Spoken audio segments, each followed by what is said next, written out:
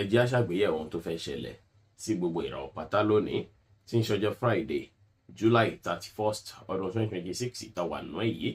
Mo kí Ọlọ́run bá mo ṣègbó Olódùmarè, ìbà akọ́dá ayé, ìbà aṣẹ̀dá ọ̀run, mo ṣèbà Ọ̀rúnmìlà àtórí ẹni tí ò sunwọ̀n ṣe, ẹlẹ́rìí ìpín tó ń tayàn mọ́. Mo júbọ ọkùnrin, mo júbọ obìnrin, mo kí gbogbo ojú tó ń wò mí níbikíbi tí ẹ ti ń gbọ́ mi káàkiri àgbáńlá ayé. Ẹ̀yin tẹ́ ń wò mí pátá ẹ bá ń ṣe fídíò yìí, ẹ pín kó jẹ́ òwúrọ̀ àtàǹfààní fọ́pọ̀ ènìyàn. Ojú tẹ́ fi ń wò mí ò ní fọ́, bẹ́ẹ̀ ọwọ́ tẹ́ fi ń bá mi ṣí rẹ̀ ẹ̀ ní fi gbọ́mọ sí ẹ̀ sì ní fi gba lẹ́tà ìbànújẹ́ láṣẹ Ìdùmarè. Ṣáájú kí n tó tẹ̀síwájú, ẹ̀yin tẹ́ ń wò mí ẹ bá ń lọ sórí YouTube kẹ́ lọ wo ẹ̀kúnrẹ́rẹ́ fídíò yìí níbi tó ti ń ṣẹ̀dá lẹ̀ Ìṣẹ̀dá Spiritual lórí YouTube. Ẹ subscribe tẹ́ bá wò tán, ojoojúmọ́ là ń post síbẹ̀ níbi tá a ti ń sọ̀rọ̀ nípa lucky number wa, àkókò tó dára jùlọ láti fi ṣe prayer, ibi tó dára fún wa láti kọrí sí tàdúrà lè fi tètè gbà, ibi tó opportunity ti lè wọlé, ìlera ara wa àti bẹ́ẹ̀ bẹ́ẹ̀ lọ. Oníràwọ̀ iná tó kọrin yan Harris tàbí láàrin March 21 sí April 20. Ọjọ́ yìí ọjọ́ tó dára ló jẹ́, ọjọ́ ayọ̀ ọjọ́ ìdùnnú báyìí òun lọ́jọ́ tó ní jẹ́ pẹ̀lú. Ọjọ́ yìí ọjọ́ ọ̀rọ̀ òun ló jẹ́, ọjọ́ tó ṣe pé ìbáṣepọ̀ yẹn àtàwọn alásùnmọ́ yín á wà òkè dáadáa, gbogbo nǹkan yẹn á lọ bó ṣe yẹ kó lọ lọ́jọ́ tòní, gbogbo nǹkan yẹn á dùn ìgbà lọ́jọ́ tòní. Kẹtọ́ gbígbá wọn ti bá yín gbé, kẹtọ́ gbé àwo wọn ti bá yín gbé, kẹtọ́ gbé kòkó bàbá aṣáṣù wọn ti bá yín gbé lọ́jọ́ tòní. Èyí dára púpọ̀ láti fi báwọn èèyàn ṣe, láti fi connect pẹ̀lú àwọn èèyàn rẹpẹtẹ, àtọ̀rí àtọjúlùmọ̀ ẹ̀ bá wọn ṣe dáadáa lọ́jọ́ tòní. Ọjọ́ ire lọ́jọ́ tòní jẹ́ tó ṣeéṣe kí ẹ ráǹfààní tàbí opportunity látara ọ̀rẹ́. Pàápàá ẹ má dá nìkan ṣe iṣẹ́ yín lọ́jọ́ tòní, àbí nǹkan kí nǹkan tẹ́ bá fẹ́ ṣe, àgbájọwọ́ báyìí la fi ń sọ̀yà. Téèyàn bá lóun fẹ́ support yín lórí nǹkan kan, ẹ má wulẹ̀ ní pé irọ́, ẹ ò lè rí dájú pé tẹ̀lé irúfẹ́ ẹni bẹ́ẹ̀. Ẹ welcome support ẹni náà kí ẹ dìjọ ṣe kó lè gùn régé.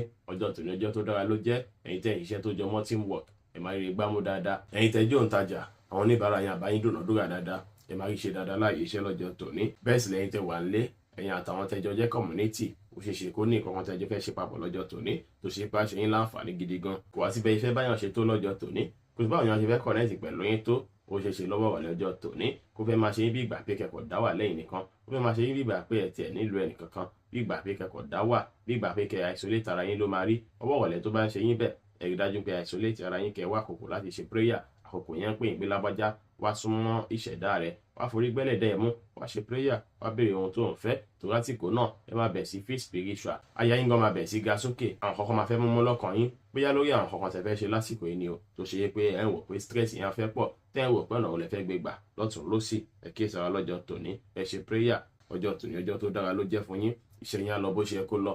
Bá ṣe pé yín àti olólùfẹ́ yín á dára, ìrèwó lè wọlé fún yín lọ́jọ́ tòní. Tó bá ṣe pé tó jọ́ mẹ́ta tẹ́yìn àtọ̀rẹ́ kan ti jọ sọ̀rọ̀, ó ṣe ṣe kéèyàn àtọ̀rẹ́ náà jọ ní gbólóhùn lọ́jọ́ tòní, kí bá ṣe pé yín tó dánmọ́rán dáadáa lọ́jọ́ tòní. Bẹ́ẹ̀ sì ni tó bá ṣe pé ní kankan tó ṣe é pé ẹ ti jọ ń ṣe papọ̀ pẹ̀lú yàn láti jọ mẹ́ta tẹ́lẹ̀, àbẹ́ ń ṣe nǹkan náà papọ̀ bíi community àbí bí ìjọ, ó ṣe ṣe kí nǹkan náà já ṣàṣeyọrí lọ́jọ́ tòní o. Purple jẹ́ kọ́lọ́ tó dára jù fún yín láti wọ̀ láṣọ lónìí. Aago 9 kù ìṣẹ́jú 10 láàárọ̀ sí aago 11 kọjá ìṣẹ́jú 5 láàárọ̀ jẹ́ àkókò èyí tó dára jù fún yín tí ń ṣe lucky hour fún yín lénìí. Nọ́mbà 7 jẹ́ lucky number yín lọ́jọ́ tòní. Ṣùgbọ́n aago 5 ní ìrọ̀lẹ́ sí aago 6 ní ìrọ̀lẹ́ jẹ́ àkókò èyí tó dára púpọ̀ fún yín láti fi ṣe prayer lọ́jọ́ tòní. Apá east dára púpọ̀ fún yín láti kọrí sí ṣe prayer ọ̀hún. Ìlera ara yín wá jí pépé, ṣùgbọ́n ọ̀pọ̀ nínú yẹn má jẹ nǹkan tó ní ṣúgà ju bó ṣe yẹ lọ lọ́jọ́ tòní. Torí ìlera ara yín kẹsì rí dájú pé ẹ mú mi dáadáa, bẹ́ẹ̀ sì ni ẹ má expose ara yín sòtútù ju bó ṣe yẹ lọ kẹ̀kí sára. Oníràwọ̀ ìpè alámọ̀ Taurus tàbí láàrin April 21 sí May 20. Ọjọ́ tó rẹgí bákan ló jẹ́ o. Látàrí pé ó ṣeé ṣe lọ́jọ́ tòní káwọn ṣẹlẹ̀ òjijì kan ṣẹlẹ̀, bóyá àwọn kan tẹ̀ ń retí bí opportunity kan àbówó kan níbi iṣẹ́, àwọn àdàbí ìgbà pé expectation náà ó kọ̀ fẹ́ déédéé fèlè lọ́jọ́ tòní. Ẹ múra dáadáa lọ́jọ́ tòní o, ẹ sa ipá àtàkì tiyán lọ́jọ́ tòní. Stress lè pọ̀ rẹpẹtẹ lọ́jọ́ tòní. Ẹ ṣe ṣe kí ẹ opportunity kan lójijì tó ṣe pé máa fẹ́ iṣẹ́ lé lórí ní kíákíá, tó sì jẹ́ pé stress náà fẹ́ pọ̀ díẹ̀ lọ́jọ́ tòní fún yín ní ibi iṣẹ́. Ọjọ́ tòní ẹ rí dájú pé ẹ fífálẹ̀ mọ̀ṣẹ́ dáadáa. Iṣẹ́ lóògùn ṣẹ́, múra síṣẹ́ ọ̀rẹ́ mi, ẹ fífálẹ̀ mọ̀ṣẹ́ dáadáa lọ́jọ́ tòní.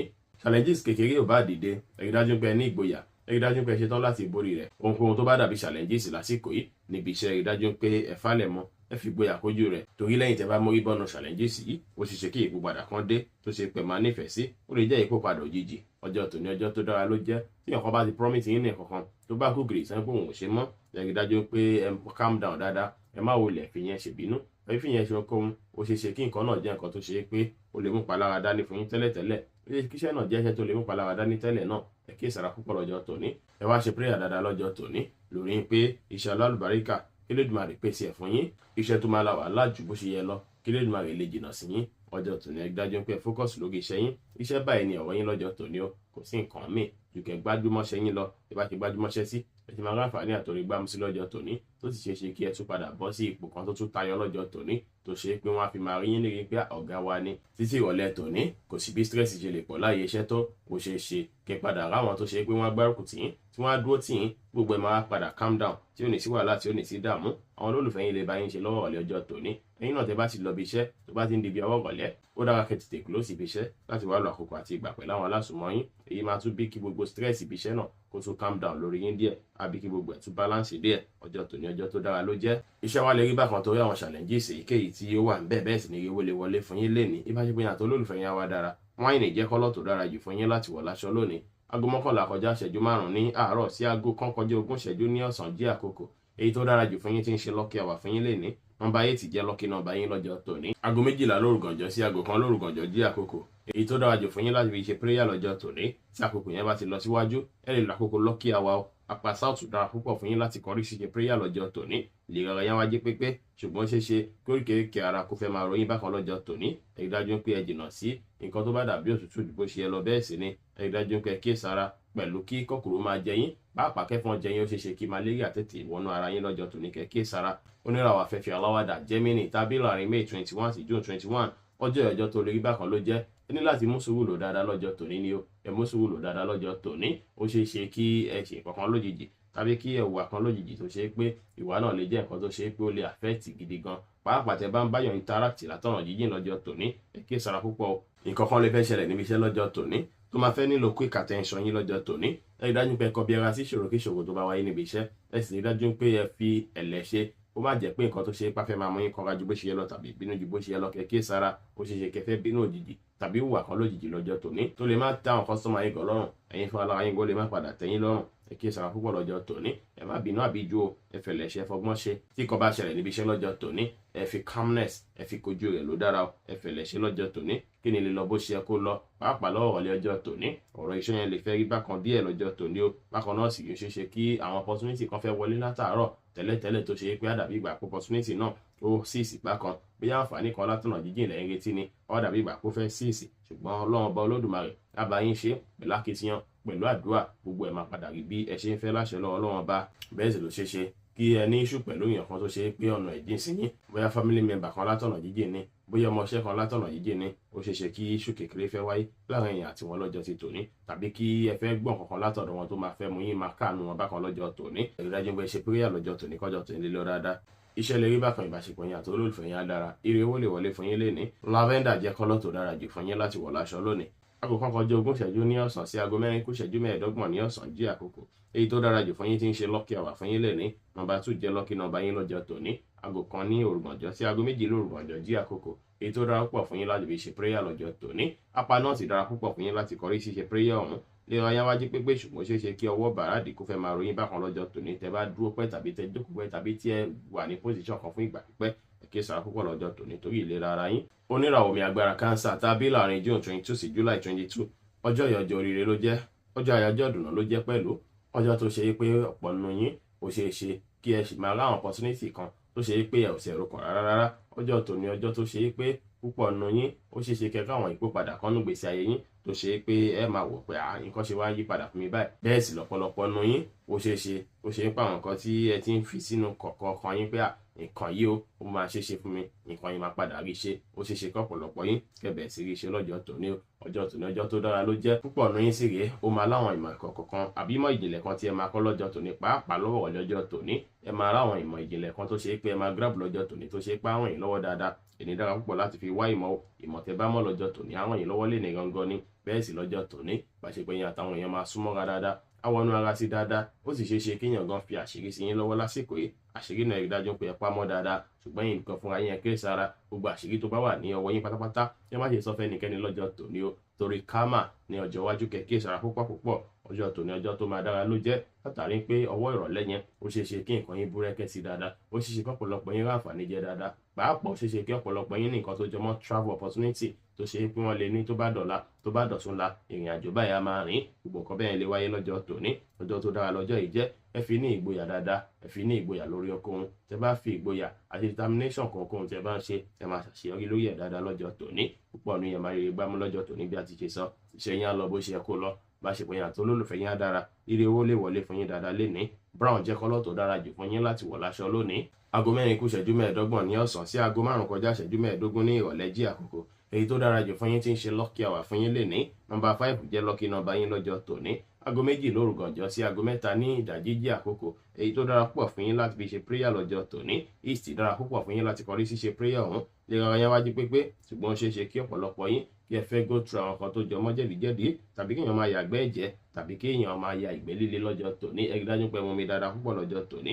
Bẹ́ẹ̀ sì ni ẹ rí dájú pé ẹ jìnnà sí gbogbo nǹkan tó lè bí infection pátápátá. Ẹ kí sára oníràwọ̀ iná tó gbóná rere Leo tàbí láàrin July 23 sí August 22, ọjọ́ ìyọjọ́ ayọ̀ ọjọ́ ìdùnnú.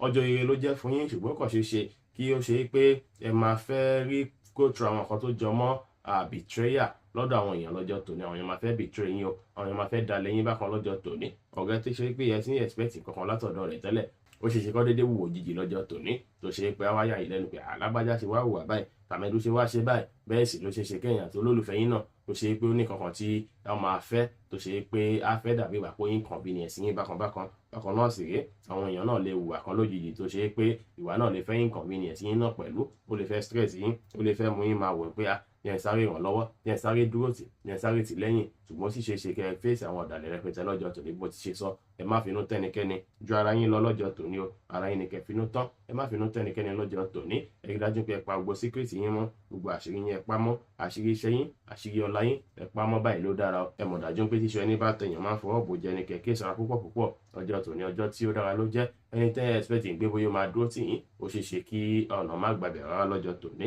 Bóyá torí ìdí kan àbí ìdí kejì ló ṣàfọwọ́n ṣe kẹfẹ̀lẹ̀ ṣe, pàápàá láwọn èèyàn tó lólùfẹ́ yín gangan, ó ṣe ṣe kí iṣu díẹ̀ fẹ́ wáyé láàrin yín lọ́jọ́ tòní. Ẹ mú sùúrù lò dáadáa, ẹ má fàyè gba àríyànjiyàn, ẹ má fàyè gba iṣu rárá. Iṣẹ́ yín ni kẹfà lẹ̀ mọ́, ẹ fìfẹ́ hàn sí gbogbo èèyàn. Kọjọ́ tòní lè lọ dáadáa, iṣẹ́ á lọ dáadáa. Bá ṣe pé èèyàn tó lólùfẹ́ yín lè rí bákan, ire owó lè wọlé fún yín lénìí. Lavender jẹ́ kọ́lọ̀ tó dára jù fún yín láti wọ̀ láṣọ lónìí. Aago 6 kù ìṣẹ́jú 10 ní ìrọ̀lẹ́ sí aago 7 kọjá ìṣẹ́jú 13 ní àṣálẹ́ jí àkókò. Èyí tó dára jù fún yín tí ń ṣe lucky hour fún yín lénìí. Nọ́mbà 1 jẹ́ lucky nọ́mbà yín lọ́jọ́ tòní.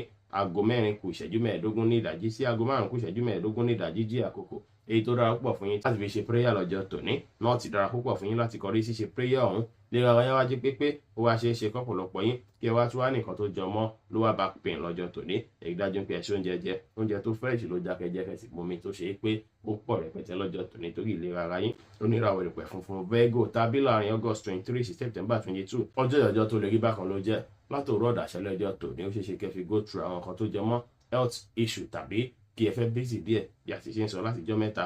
Ọjọ́ tòní ìṣẹ̀lẹ̀ kọ́kọ́ rí bákan, ó ṣe é ṣe káwọn ìṣẹ̀lẹ̀ òjijì kan ṣẹlẹ̀ níbi iṣẹ́ tó ṣe pá fẹ́ fún yín ní stress díẹ̀, tó ṣe pá fẹ́ fún yín ní wàhálà díẹ̀ lọ́jọ́ tòní. Bẹ́ẹ̀ sì ni èyí lè àfẹ́ẹ̀tì ọ̀rọ̀ owó díẹ̀ fún yín lọ́jọ́ tòní. Bákan náà sì rèé, ó ṣe é ṣe láàrin èèyàn tó lólùfẹ́ yín náà, káàrin èèyàn tó lólùfẹ́ yín náà fẹ́ rí bákan lọ́jọ́ tòní.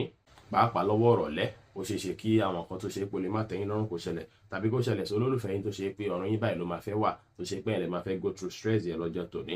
Ẹ mú sùúrù lò dáadáa lọ́jọ́ tòní. Kẹ̀kẹ́ sára àwọn tó bá ti ń ṣe pàtì níṣẹ́ láti jọ́ mẹ́ta, tápá bá ka tó bá ṣe é ṣe lọ́jọ́ tòní. Ẹ rí dájú pé ẹ complete ẹ̀ kó má bàa di burden fún yín ní ọjọ́ ọ̀la.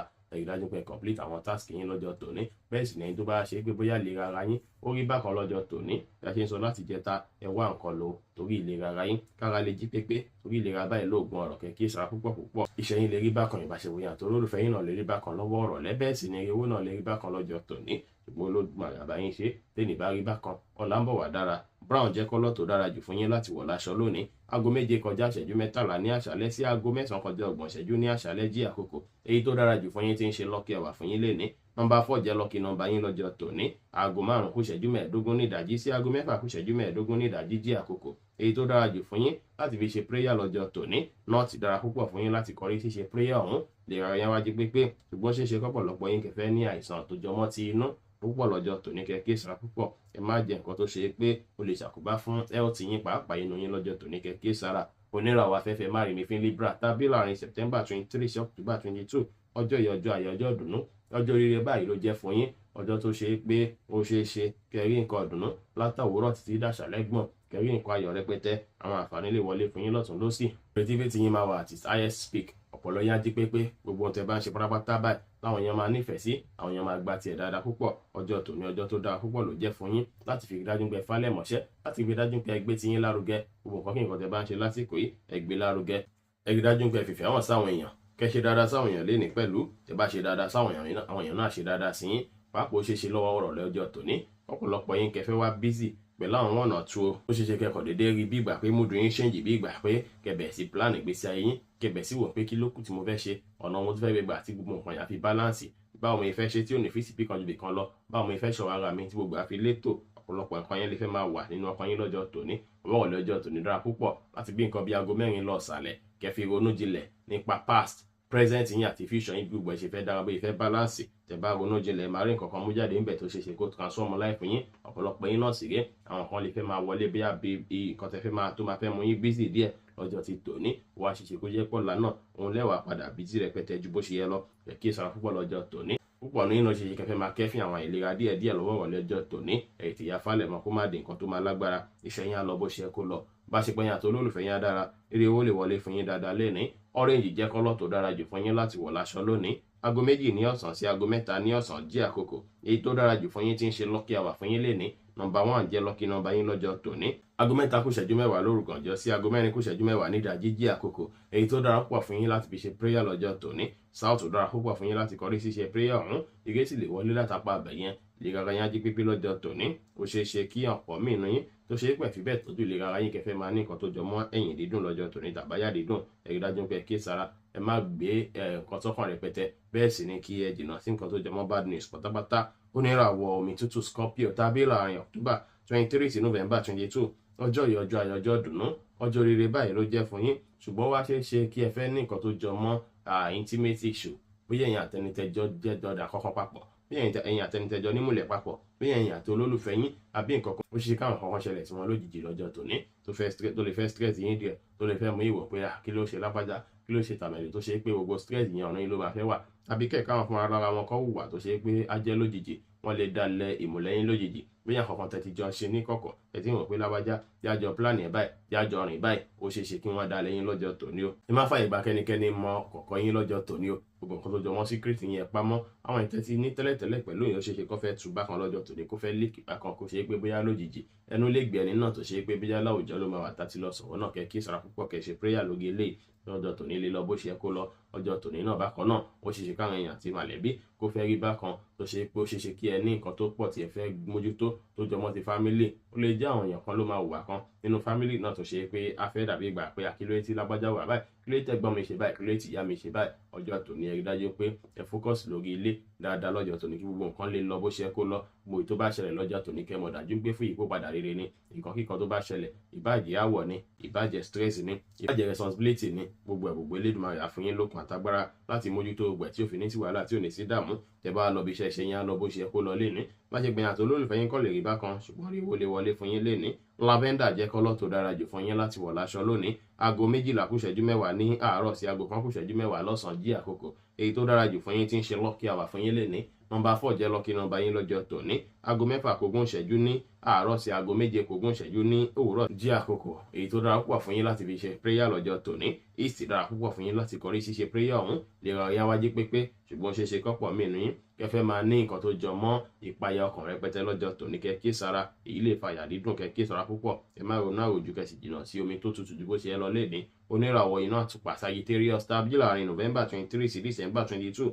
Ọjọ́ tòní ọjọ́ ayọ̀ ọjọ́ dùnú, ọjọ́ ire ló jẹ́, ṣùgbọ́n ṣe ṣe kẹ́yìn náà fẹ́ ní nǹkan tó jọ mọ́ issue ẹ̀yin àti àwọn tó ṣe pé ẹ jẹ́ ẹ̀gbọ́n àbábúrò. Pàápàá issue relationship lè wáyé lọ́jọ́ tòní. Olólùfẹ́ yín máa hùwà kan lójijì lọ́jọ́ tòní tó ṣe pé ó ṣeéṣe kó affect dé yín pátápátá, ó ṣe kó wò òjijì tàbí kí ṣẹlẹ̀ òjijì kan ṣẹlẹ̀ sí olódì wọn tó ṣe pé ẹ̀yin lè máa fẹ́ focus lé lórí, ẹ lè máa fẹ́ ẹ̀yin ní gbogbo nǹkan yín máa fẹ́ wà lọ́rùn ẹ̀ ju bó ṣe yẹ lọ, tó ṣe pé stress ìyà fẹ́ pọ̀ díẹ̀ lọ́jọ́ tòní. Ẹ kí sára púpọ̀, ó ṣeéṣe kẹ́yìn àti ẹ̀gbọ́n àbábúrò yín náà ó ṣeéṣe kí ẹjọ́ ní nǹkan kan tó máa dàbí àìgbọ́ ẹni yé díẹ̀ lọ́jọ́ tòní, tàbí kó ṣe pé àwọn náà máa nílò kankan lọ́dọ̀ yín tó ṣe pé wá dàbí ìgbà pé responsibility pọ̀ lọ́rùn yín rẹpẹtẹ fẹ́ mójútó lọ́jọ́ tòní. Èyí dájú pé fọgbọ́n ṣe kẹfẹ̀lẹ̀ ṣe, kẹ́ mójútó ní kẹ́jẹ̀lẹ̀kẹ́, kẹ́ mójútó ní ṣiṣẹ́ ń tẹ̀lé, kó máa fẹ́ ti múdù tọ̀dọ̀ tí yín gan, kó máa fẹ́ ti dé tọ̀dọ̀ tí yín gangan náà. Bá ṣe pé ìjà lólùfẹ́ yín gbé wá tàbí ẹ̀gbọ́n àtàbúrò yẹn rí dájú pé ẹ mú sùúrù, ẹ má jà báyìí o, ẹ má jà rárá, ẹ mú sùúrù lò kí ẹ má bẹnikẹ́ni ní ìṣù rárá lọ́jọ́ tòní. Gbogbo àlàáfíà báyìí ni kẹ́ máa wá, iṣẹ́ yín á lọ bó ṣe kó lọ tẹ́ bá lọ bí iṣẹ́ o,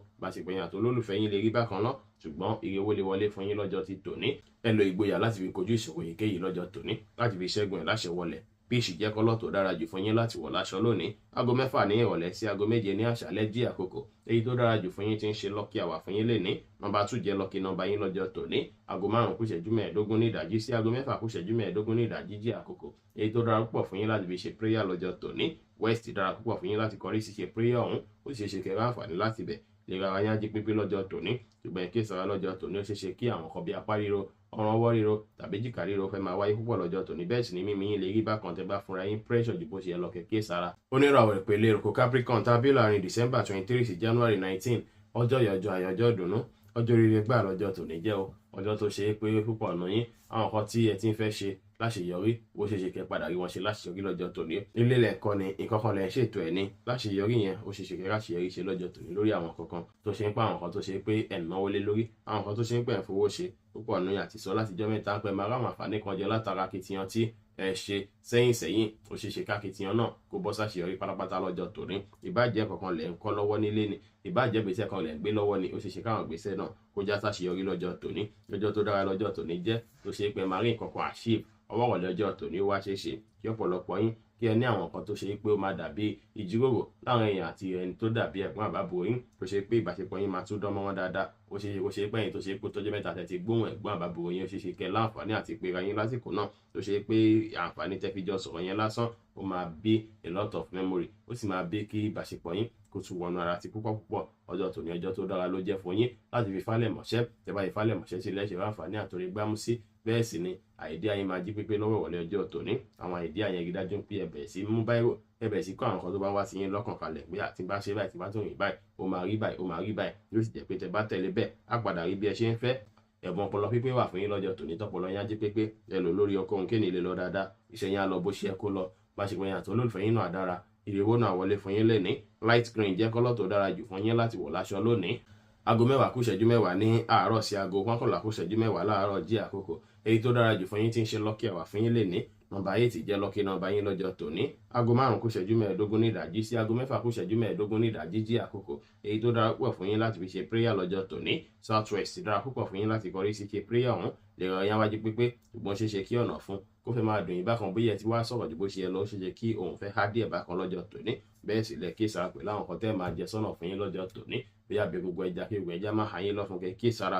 Oníràwọ̀ afẹ́fẹ́ oníbínú Aquarius tàbí láàrin January 20 sí February 18 ọjọ́ yìí ọjọ́ àyọjọ́ ìdùnnú ọjọ́ ire báyìí ló jẹ́ fún yín ọjọ́ tó ṣọ́ àgbà kí sara báyìí ló jẹ́ o látàrí pé ó ṣe pé àwọn kan tó ṣe pé ẹ ti ń wò pé kí ní ìyá ó ń dùn wọn mí nínú bó ṣe ń lọ yìí kí nǹkan náà lè fẹ́ déédéé rí bákan lówùúrọ̀ títí di ọwọ́ rọ̀lẹ́ tó ṣe pé wọ́n fẹ́ dàbí yanpọ̀ yanrin díẹ̀ lọ́jọ́ tòní ẹ rí dájú pé ẹ dáàbò bá àwọn ọmọ yín dáadáa lọ́jọ́ tòní o àwọn ọmọ yín gangan jẹ́ number 1 ìdùnnú yín ẹ rí dájú pé ẹ wọ́ọ̀ṣì wọn dáadáa pàápàá àwọn tó jẹ́ ọmọ kéékèèké iṣẹ́ lójijì èyíkéyìí tó máa fẹ́ mú stress dání ká fẹ́ mú yín láti wọ́ọ̀ṣì wọn lójijì káfẹ́ mú yín láti wọ́ọ̀ṣì wọn ní tipátipá ẹ̀ kí sára púpọ̀ lọ́jọ́ tòní ẹ ṣe prayer lé lórí ìṣẹ̀lẹ̀ òjijì èyíkéyìí kó má ṣẹlẹ̀ sọmọ kó má ṣẹlẹ̀ sẹ́nikẹ́ni lọ́jọ́ tòní ìṣẹ̀lẹ̀ tó máa bá múdù yín jẹ́ ẹ ṣe prayer kó má ṣẹlẹ̀ rárá lọ́jọ́ tòní látòwúrọ̀ di bí ọwọ́ ọ̀sán mọ́rọ̀lẹ́ ó ṣe ṣe kẹfẹ́ go through àwọn kan tó jọ mọ́ stress kan látàrí nǹkan òjijì tó ṣẹlẹ̀ lọ́jọ́ tòní ó lè jẹ́ lórí ọmọ fọ́ọ̀tà ẹlòmíì ó lè jẹ́ lórí ọ̀rọ̀ iṣẹ́ fẹ́lòmíì tó ṣe pé bóyá níbi iṣẹ́ bóyá àkọ́tọ̀ ti wọ̀ pé lábájá àti sáìn kínní ìtẹ́lẹ̀ àbá ti fẹ́ sáìn ẹ̀ tí inú ẹni náà ti ń dùn táwádà bí ìgbà pé àkí ló tún wá ń ṣẹlẹ̀ báyìí bóyá tún ní kí n lọ mú gbá wá wọ́n tún ní kí n lọ má wò wá tó ṣe pé stress àfẹ́pọ̀ rẹpẹtẹ lọ́jọ́ tòní lórí àwọn kan tó ṣe pé ẹ fẹ́ rí bí nǹkan àdùnnú ọjọ́ tòní kò dára rárá kẹ́lẹ́ ẹ fẹ́ fi máa gbafẹ́ kiri abẹ́fẹ́ fi ẹ̀ǹjẹ́ ara yín ju bó ṣe yẹ lọ yàtọ̀ sí pé ẹ̀ǹjẹ́ ẹ̀ mú nínú ilé yín ẹ wá fẹ́ jáde lọ mo fẹ́ lọ gbóbìnrin ni mo fẹ́ travel lọ gbá mo fẹ́ travel lọ àwo ni fẹ́ lọ fún vacation níbi báyìí ni ẹ kì í sàpúpọ̀ lọ́jọ́ tòní ẹ̀ ní rí wàhálà ẹ̀ ní rí dààmú nǹkan tó bá jọ mọ́ nǹkan ìgbafẹ́ nǹkan ọ̀dùnnú bẹ́ẹ̀ ẹ mọ tí nìyẹn ṣe gbogbo ẹ̀ ní kí sara púpọ̀ lọ́jọ́ tòní ẹ wulẹ̀ skip ẹ̀ dìgbà mìíràn orí ìgbàjọ ọjọ́ tòní ọlọ́run jẹ́ kó padà turn upside down ẹ kí sara púpọ̀ lọ́jọ́ tòní kí gbogbo nǹkan lè lọ dáadáa tẹ bá wà níbi iṣẹ́ ẹ falẹ̀ mọ́ṣẹ́ pẹ̀lú idea yín pẹ̀lú creativity yín pẹ̀lú ọpọlọ pípé yín kí iṣẹ́ yín lè balance kó lè lọ bó ṣe kó lọ kí owó náà sì lè wọlé fún yín lénìí pink jẹ́ kọ́lọ́ tó dára jù fún yín láti wọ̀ láṣọ lónìí aago 5 ní ìrọ̀lẹ́ sí aago 6 ní ìrọ̀lẹ́ jí àkókò èyí tó dára jù fún yín tí ń ṣe lucky hour fún yín lénìí. Nọ́mbà 7 jẹ́ lucky nọ́mbà yín lọ́jọ́ tòní. Aago 4 kù ìṣẹ́jú 10 ní ìdájí sí aago 5 kù ìṣẹ́jú 10 ní ìdájí jí àkókò èyí tó dára púpọ̀ fún yín láti fi ṣe prayer lọ́jọ́ tòní. South West dára púpọ̀ fún yín láti kọrí sí ṣe prayer ọ̀hún. Lè rárá yẹn wá jí pépé ṣùgbọ́n ṣeéṣe kó rí fẹ́ máa fọ́pọ̀lọpọ̀ yín lọ́jọ́ tòní látàrí àwọn stress èkéyìí tó ń wáyé lọ́jọ́ tòní. Oníràwọ̀ mi tí kì í ro Pisces stabila ní February 19 sí March 20. Ọjọ́ tó lè rí bákan ló jẹ́ fún yín tó ṣe pé ó ṣeéṣe kí ẹ fẹ́ nìkan tó jọ mọ́ ìkáyàsókè díẹ̀ lọ́jọ́ tòní o. Ọjọ́ tòní fẹ̀kàn tẹ́lẹ̀ ẹ ti wà highly spiritual. Àwọn ọkàn yín láti jọ mẹ́ta inú ọkàn yín báyìí ló ń gbé tó ń dún mọ̀ọ́mọ̀ọ́rú nínú ọkàn yín tẹ̀ wọ́n pé ọgbọ́n òun fẹ́ dá sí nǹkan yìí báwo máa ṣe plan ayé mi báwo máa ṣe mo tiẹ̀ nífẹ̀ẹ́ sílé mo nífẹ̀ẹ́ sí tọ̀hún ṣùgbọ́n nǹkan fẹ́ rí bákan lásìkò yìí oríṣiríṣi ilé máa rò nínú ọkàn yín tó sì wà jẹ́ pé ọjọ́ tòní gangan máa tún wá jẹ́jọ́ tó ṣe pé nǹkan náà máa fẹ́ lékè nkà díẹ̀ tá fẹ́ lékè nkà díẹ̀ o láti òwúrọ̀ di ọwọ́ àṣálẹ́ ọjọ́ tòní ó ṣe ṣe lọ́jọ́ tòní kẹ́ ẹ fẹ́ ní àwọn nǹkan tó jọ mọ́ misunderstanding láwọn èèyàn àtàwọn tó ṣe pé ó rọ̀gbà yín ká pàápàá láàrin èèyàn àti fámílì lè rí bákan lọ́jọ́ tòní ó ṣe ṣe kí ìṣẹ̀lẹ̀ òjijì ṣẹlẹ̀ nínú ilé gangan lọ́jọ́ tòní tó ṣe pé afẹ́ fún yín ní responsibility láti ṣe afẹ́ fún yín wàhálà díẹ̀ láti ṣe afẹ́ fún yín stress bẹ́ẹ̀ sì ló ṣe ṣe kí family member kan kí nǹkan kan ṣẹlẹ̀ sọ́tà wọn lójijì tó ṣe pé ẹ̀ lè máa fẹ́ bá wọn ràn ẹ̀ lè máa fẹ́ gbìyànjú lọ́tún lọ́sì ọjọ́ tòní ọjọ́ tó gbà kí sara ló jẹ́ ìṣẹ̀lẹ̀ òjijì tó lè pa ọ̀tá yín láyà ó lè wáyé lọ́jọ́ tòní kẹ́ kí sara púpọ̀ kẹ́ ṣe prayer lórí pèsè òjijì tó máa lágbára jẹ̀mí lọ lónìí jẹ́ kó wáyé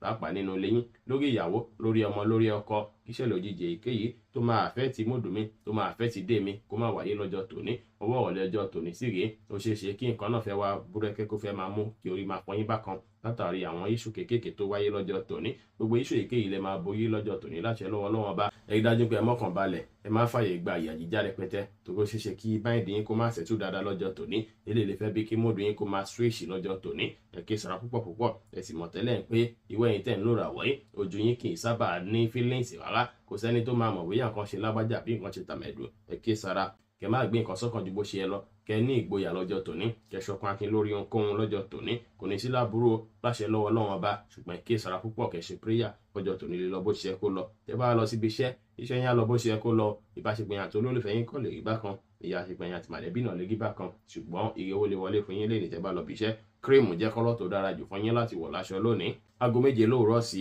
aago 9 kù ìṣẹ́jú 10 ní àárọ̀ jí àkókò èyí tó dára pọ̀ fún yín tí ń ṣe lucky hour fún yín lénìí nọ́mbà 8 jẹ́ lucky nọ́mbà yín lọ́jọ́ tòní aago 6 kù ogún ìṣẹ́jú ní ìdájí sí aago 7 kù ogún ìṣẹ́jú ní àárọ̀ jí àkókò èyí tó dára pọ̀ fún yín láti fi ṣe prayer lọ́jọ́ tòní àpá south dára pọ̀ fún yín láti kọrí sí ṣe prayer ọ̀hún ìlera yá wájú pépé bó ṣe ṣe kí àìsàn tètè wọlé sọ́pọ̀lọpọ̀ tayín lára látàrí bó ṣe ṣe kí ọ̀pọ̀lọpọ̀ yín fẹ́ ní weak immune system lénìí ọwọ́ ọ̀lẹ́ ọjọ́ tòní sí kì í ó ṣe ṣe kí orí fífọ́ ó fẹ́ wáyé rẹpẹtẹ lọ́jọ́ tòní tó ṣe pé máa fẹ́ wò pé nǹkan yìí mú mi fọ́rí lọ́jọ́ tòní kẹrí dájú pé kí ìsara kẹ lògùn tẹ bá kẹfìn irú nǹkan bẹ́ẹ̀ bí ó ṣe jẹ́ nìyẹn fún gbogbo orúfẹ́ ra ọ̀ méjìlá tó wà pátá ẹ̀yin tẹ́ ń wò mí pátá ẹ má gbàgbé pé Ọlọ́run bo Olódùmarè nìkan lọ́ba tó ní ìmọ̀ jùlọ ẹ̀yin tẹ́ fẹ́ ṣèwádìí onírúurú láǹfààní àti kàn sí wa ní WhatsApp 09033897161 ire gbogbo ajẹ́ tiwa lónìí lọ́sẹ̀ yìí lóṣù yìí àti ní gbogbo ọjọ́ ayé wa láṣẹ Ìdùmarè ire o.